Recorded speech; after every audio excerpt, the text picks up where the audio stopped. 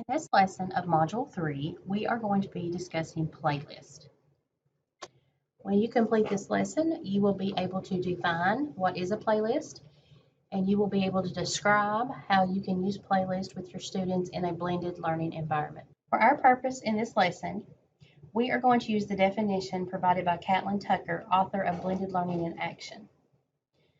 In her materials, she describes playlists as individual learning activities designed to let students make progress toward something. They typically end with a product or artifact of learning. There are several benefits of using playlists in blended learning. Students can work at their own pace throughout the lesson.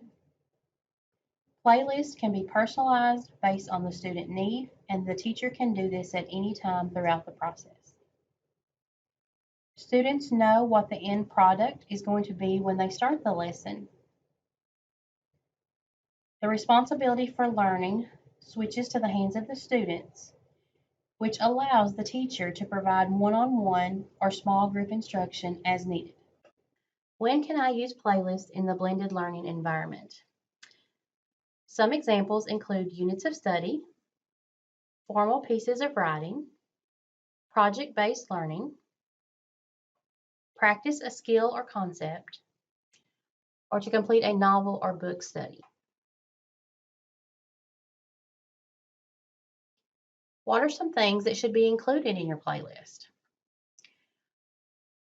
One thing as a teacher you probably want to include in most of your playlist is some type of screencast. Either of you recording how they're going to work through the playlist or examples on how to complete certain activities in the playlist. Think about using Screencast for those instances when you would normally provide direct instruction in your classroom. Playlists should also include online and offline activities. You should include video explanations and modeling, and again, those can go back into Screencasts that maybe you have completed yourself, or it may be videos that you find online. You need to have opportunities throughout the playlist for formative assessments or online quizzes so you know how the students are progressing through the playlist. It needs to give time for personalized practice.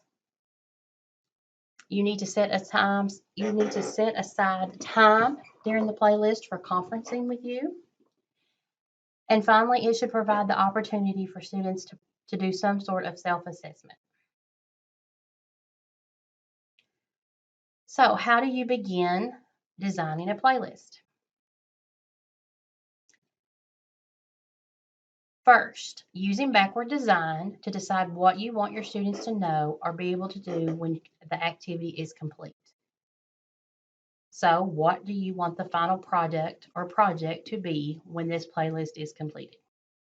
As you are planning your playlist, you need to gather those resources and activities that you want the students to complete, keeping in mind what the end product will be. You want to make sure that you include checkpoints in your playlist that allow you to conference with students or small groups of students to make sure they are understanding the concepts you want them to learn. Consider the format of the playlist and providing student choice inside that playlist. You need to determine the minimum pace for students. Do you want to have hard deadlines in the playlist when certain things are due or certain things need to be completed? Finally, you want to share the playlist with your students. In Lesson 2, we will be practicing designing a playlist.